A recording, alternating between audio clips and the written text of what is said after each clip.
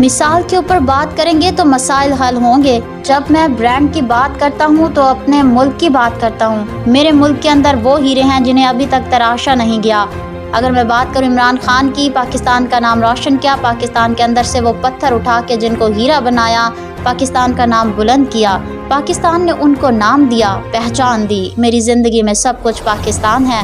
میں تو ہمیشہ بات کرتا ہوں کہ مجھے صدقہ اہل بیت کا مل رہا ہے تو میں لوگوں کے آگے ہاتھ کیوں پھیلاؤں؟ میں تقسیم کرنے والوں میں سے ایک اللہ کا کمزور ترین بندہ ہوں۔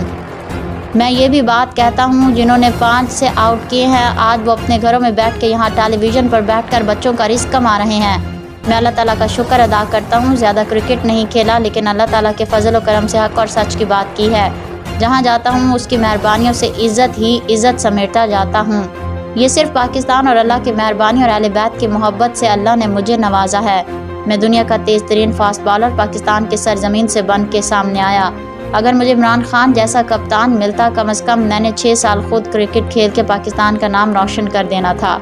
میں اس بات پر بھی یقین کرتا ہوں جو آپ کے حق میں بہتر ہے وہ اللہ تعالیٰ فیصلہ کرتا ہے۔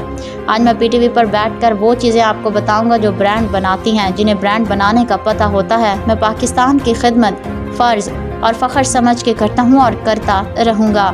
میری ماں نے ہمیشہ مجھے ہر بات کے اندر سپورٹ کیا، محبتیں بانٹنا اور محبتیں تقسیم کرنے کا درس دیا۔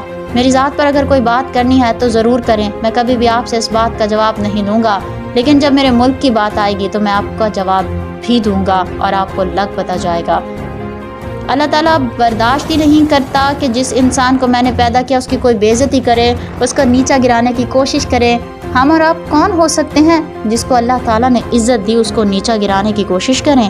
پاکستان کے اندر دنیا کے بہترین کرکٹر وقار یونس، وسیم اکرم، ظہیر عباس، ماجد خان، بہترین بیٹسمین جاوید میانداد، محمد اکرم، محمد وسیم، مشتاق احمد، عبدالقادر، مدثر نظر، ثقلین مشتاق، سعید انور بھائی، بہت سے ایسے نام ہیں جن کا نام نہیں تو لسٹ ختم نہیں ہوتی۔ آج کی کرکٹ میں ان کا نام لینا اس لیے ضروری تھا، انہوں نے بڑے بڑے فاسٹ بالروں کو کھیلا ہوا ہے اور بڑے بڑے بہترین بیٹسمینوں کو بالنگ کروائی ہوئی ہے۔ آج کی کرکٹ کے مطابق کھیلنا چاہتے ہیں تو اپنے اندر وہ جنون اور جذبہ پیدا کریں۔ بیٹسمین ہے، بالر آپ کو دیکھ کے بالنگ کرے۔ اگر آپ بالر ہیں تو آپ کی دہشت بیٹسمین پہ ہونی چاہیے، بالوں کے اوپر نہیں ہونی چاہیے، کپڑوں کے اوپر نہیں ہونی چاہیے۔